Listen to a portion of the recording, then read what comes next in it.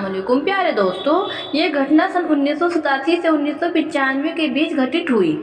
यानी कहानी ऐसी हिंदुस्तानी लड़की की है जो एक आदमी के प्यार में पड़कर उसके साथ अफगानिस्तान चली जाती है और उस समय अफगानिस्तान तालिबानियों के कब्जे में था। वहाँ की तानाशाही चलती थी। तो क्या हुआ उस लड़की के साथ, आइए कहानी में जानते हैं। इंडिया के कोलकाता शहर में रहने वाली सुष्मिता बनर्जी एक सिंपल सी लड़की जिसने मन लगाकर पढ़ाई की और ट्रेनिंग के उसे उसकी जॉब मिल गई। वो एक नर्स थी। वो दिन उसके लिए वही नॉर्मल सा दिन था मरीजों के साथ, पर उसे पता नहीं था कि आज के बाद उसकी जिंदगी बदलने वाली है। जाबाज नाम का आदमी अपने इलाज के लिए उस हॉस्पिटल में अपने दोस्त के साथ आता है क्योंकि उसका पैर फ्रैक्चर हो चुका था और वो बहुत दर्द में था। वो रहने वाला अफगानिस्तान काबुल का है और इंडिया में काम करता है। सुष्मिता पूछती है कि क्या हुआ। उसका दोस्त बताता है कि इसकी टांग टूट गई है। वो कहती है बस इतनी सी बात। जाबाज बहुत डरा हुआ था। वो कहता है डॉक्टर से भी डर लगता है। वो कहती है तुम्हें डॉक्टर से डर लगता है, लेकिन मैं तो नर्स हूँ। उसकी बात सुनकर जाबाज के चेहरे पर स्माइल आ जाती है। इस तरह उसका ट्रीटमेंट होने लगता है।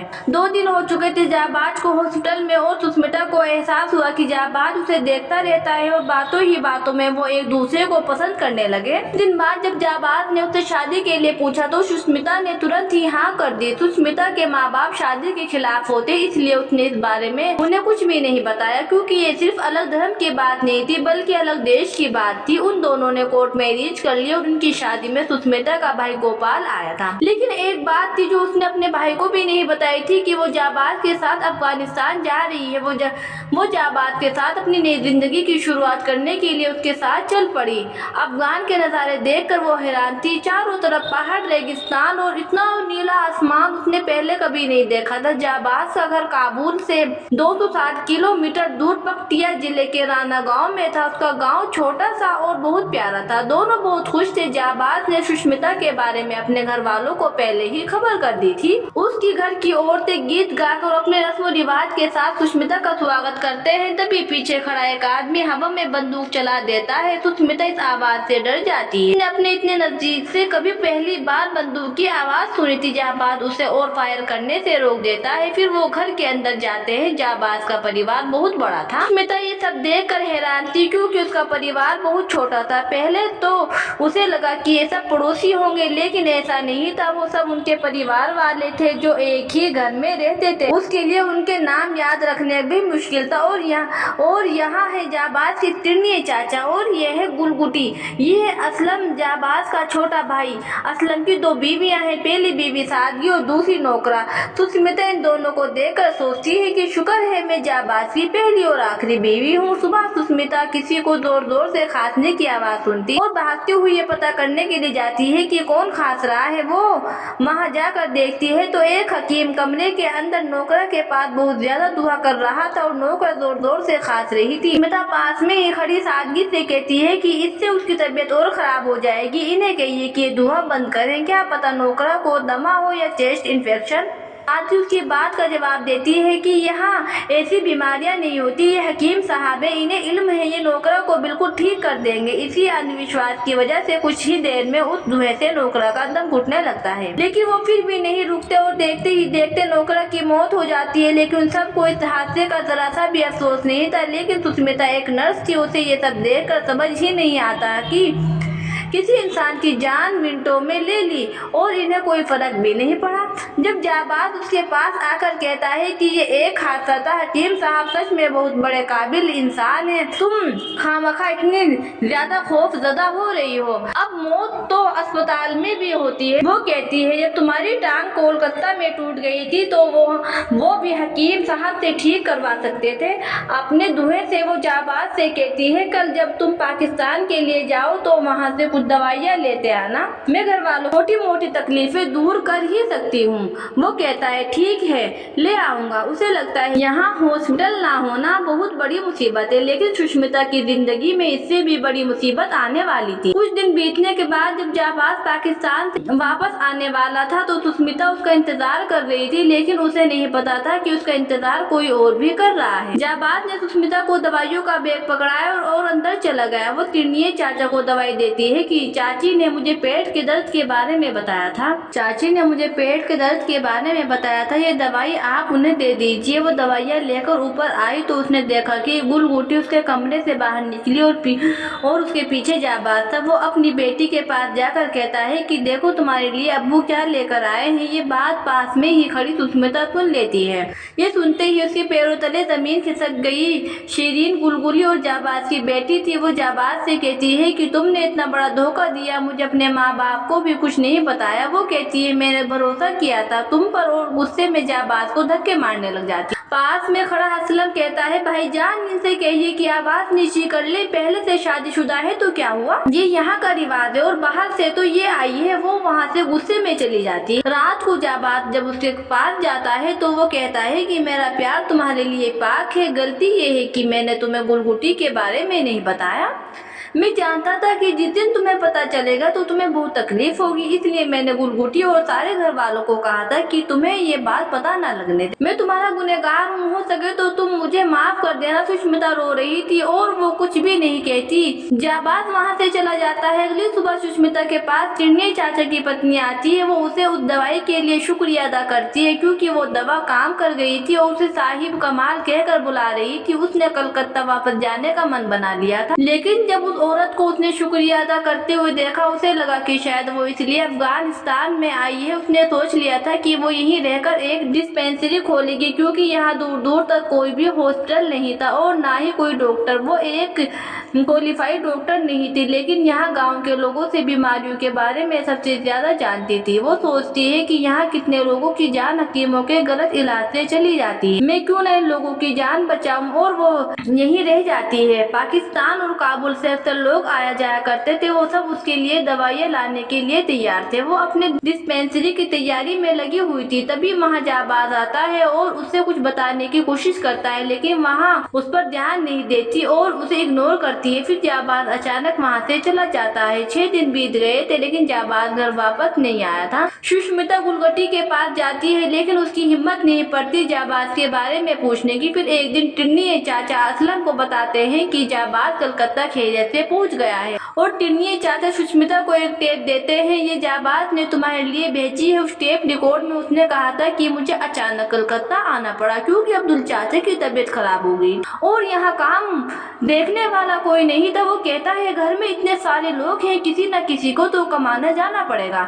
यदि मैं तुम्हें ये बात बताता तो शायद तुम निकाह ही तोड़ देती, इसलिए मैंने तुम्हें ये बात नहीं बताई। खुदा करे अब्दुल चाचा जल्दी ठीक हो जाए तो मैं जल्दी वापस आ जाऊंगा। सुष्मिता ये सोचती है कि जाबाज आज बिन बताए मेरे घर मेरे देश चले गए हैं। अपने घर वालों को कोई चिट्ठी लिख देती, कुछ मेवा रख देती या फिर साथ जाकर कुछ दिनों घर हुआ आती। उसे जाबाज से दोबारा धोखा मिल चुका था। इस अजनबी देश में अब उसका कोई नहीं था। वो बिल्कुल अकेली पड़ चुकी थी। उसे लग रहा था कि मेरी जिंदगी खराब हो गई, लेकिन आने वाला दौर इससे भी ज्यादा खौफनाक भरा था। अफगानिस्तान अपने सबसे बुरे वक्त से गुजरने वाला था। कुछ लोग पेड़ की छांव में बैठकर अखबार पढ़ रहे थे। उस अखबार में लिखा हुआ था कि तालिबान अफगानिस्तान पर अपनी हुकूमत चलाना चाहते हैं। तभी असलम और एक तालिबानी सुष्मिता की डिस्पेंसरी के सामने आते हैं। उन्हें देखते ही वो सारी औरतें जो अपना इलाज कराने आई थी वहाँ से भाग जाती है और अंदर जाकर सुष्मिता की डिस्पेंसरी का सारा सामान तहस नहस कर देते हैं और सुष्मिता को बाल पकड़कर उसे बाहर फेंक देते हैं। और वो लोग ऐलान करते हैं कि तालिबान ये ऐलान करता है कि आज से अफगानिस्तान का हर एक बाशिंदा उनके हुक्म की तालीम करेगा, हर मस्जिद में 5 वक्त नमाज अदा करेगा, दाढ़ी रखना लाजमी है, औरतों को घर से निकलते वक्त पूरा हिजाब पहनना जरूरी है, घर से बाहर वो सिर्फ अपने शोहर या फिर महरम के साथ निकलेगी, अकेले आने जाने की सख्त मनाही है, औरतों का घर से बाहर काम करना शरीयत में मना है,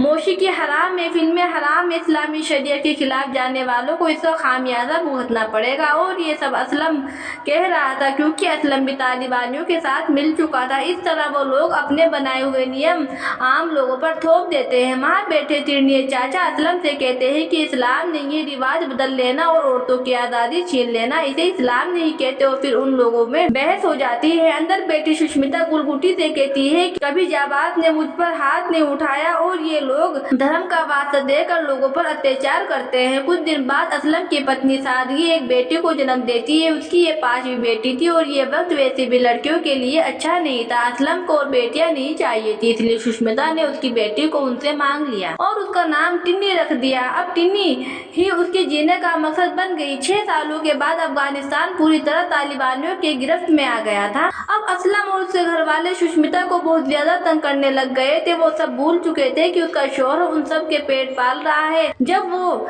जाबाज से इस बारे में बात करती है तो वो यही कहता है कि मैं जल्दी वापस आ जाऊंगा, पर ऐसा हुआ नहीं। एक दिन टिन्नी चाचा का बेटा कोलकाता से जाबाज की भेजी हुई टेप सुष्मिता को देने जाने लगता है। तभी तालिबान उस टेप को खोल लेते हैं और उसे बहुत मारते हैं। उसी वक्त टिन्नी भी बाहर थी। वो तालिबान कहते हैं कि बच्ची का हिजाब कहाँ है। असलम टिन्नी को हिजाब पहनाने लगता है, लेकिन सुष्मिता उसे रोकने के लिए जाती है और असलम उसे थप्पड़ मार देता है। अब उसने सोच लिया था कि मैं अफगानिस्तान से वापस अपने देश भाग जाऊंगी। सुष्मिता अपनी पैकिंग कर रही होती है, तभी वहाँ गुलगुटी आती है। वो पूछती है कि आप क्या कर रही हैं और कहाँ जाने की तैयारी कर रही हैं। उसका यह एक सहेली भी बन चुकी थी, इसीलिए वो बताती है कि वो अपनी सहेली के यहाँ जा रही है। वो बताती है कि मैंने बहुत दिन से उसे देखा नहीं है और टिन्नी भी उसके बच्चों के साथ खेलेगी। और गुलगुटी कहती है कि मैं भी आपके साथ चलूंगी, वहाँ से मैं अपनी बहन के यहाँ चली जाऊंगी। सुष्मिता हिचकते हुए हाँ कर देती है। वो दोनों टिन्नी को लेकर सफर में निकल जाती है। पहाड़ी इलाका बेहद सुनसान था। गुलगुटी उसे कहती है कि मुझे पता है कि आप यहाँ से भाग रही हैं, लेकिन मैं आपकी मदद करना चाहती हूँ। अब उसे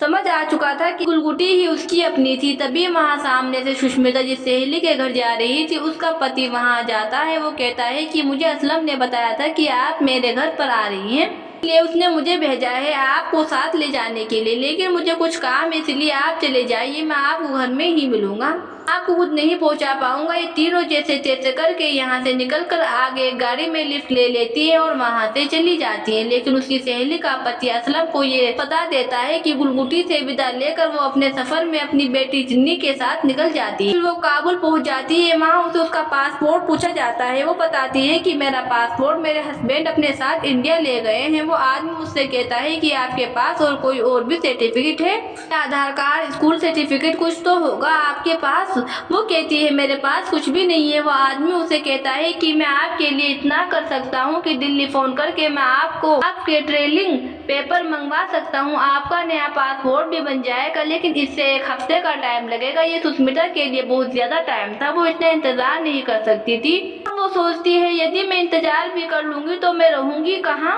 अब उसके सामने बहुत बड़ी मुश्किल थी। वो जब वहाँ से बाहर निकल कर आती है तो अपने सामने असलम को पाती है। असलम उसे पकड़ कर घर ले आता है और उसे एक कमरे में बंद कर देता है। असलम एक आदमी का नाम लेता है जो कि एक तालिबानी था। वो भी अब फैसला होगा कि इसके साथ क्या किया जाए। रात को चोरी छुपे गुलगुटी उसके कमरे में आती है। वो कहती है कि आप यहाँ से निकल जाइए, मैं आपकी मदद करूंगी। तो सुष्मिता रात के अंधेरे में वहाँ से भाग जाती है। इतनी घबराहट और अंधेरे में उसे पता ही नहीं चल पा रहा था कि वह सही रास्ता कौन सा है। वो फिर भी भागती रही, इतनी तेज भाग सकती थी।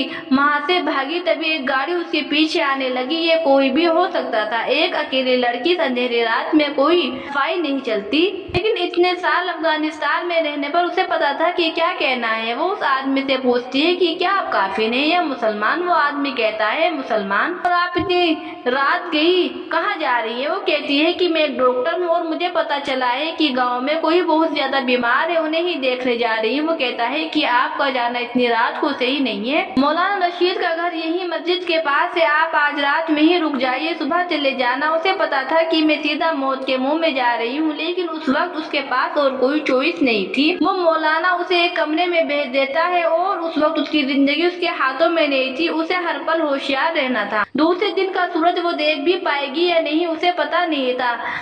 सुबह जब उसकी आँख खुलती है तो कुछ लोगों की आवाज सुनाई देती है जो उसके बारे में बात कर रहे थे कि बात हद से ज्यादा बढ़ गई है और अब हमें फैसला लेना पड़ेगा। दरवाजे के बाहर वो लोग उसका सर कलम करने की बात कर रहे थे। उसका जुर्म की एक औरत होकर तालिबान के हुक्म को न मानना था। सुष्मिता ने सोच लिया था कि यदि मरना ही है तो भागती हुई क्यों न मरूं। वो वहाँ से भाग जाती है और असलम और कुछ तालिबान का पीछा करते हैं। वो एक गाँव की गलियों में जाकर छुप जाती है। बहुत देर तक वो वहीं पर छुपी रहती है। तभी उसको ढूंढते हुए टिन्नी चाचा आ जाते हैं। वो सुष्मिता से कहते हैं कि मैंने तुम्हें कहाँ कहाँ नहीं ढूंढा, क्योंकि उसके सर कलम करने की बात सारे गांव में फैल चुकी थी। टिन्नी चाचा उसकी मदद करने के लिए आता है। वो उसे उसका पासपोर्ट देता है और कुछ फर्जी डॉक्यूमेंट्स। वो कहता है फर्जी है लेकिन काम करेंगे। वो कहता है जाओ अपने वतन। सुष्मिता कहती है लेकिन टिन्नी का क्या होगा। वो कहता है कि अभी तुम जाओ, नहीं तो तुम्हारी जान नहीं बचेगी। यदि खुदा ने चाहा तो टिन्नी तुम्हें वापस मिलेगी। वो कहता है काबुल के लिए बस निकलने वाली है, अब तुम यहाँ से जाओ। बस में बैठकर सुष्मिता काबुल पहुँच जाती है। वो असलम और तालिबानियों के डर से कांप रही थी। किसी तरह वो एक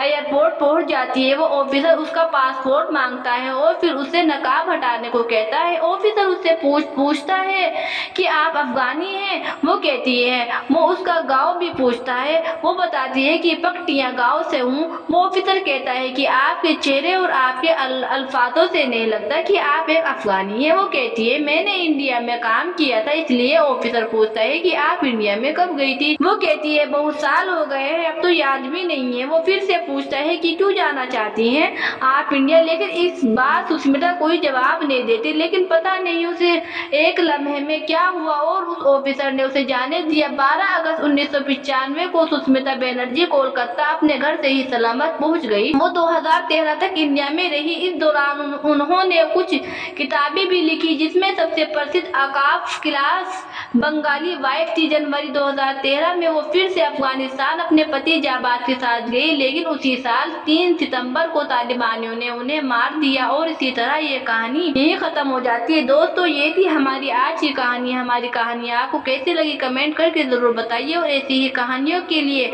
हमारे चैनल को सब्सक्राइब भी कीजिए। Thank you for watching.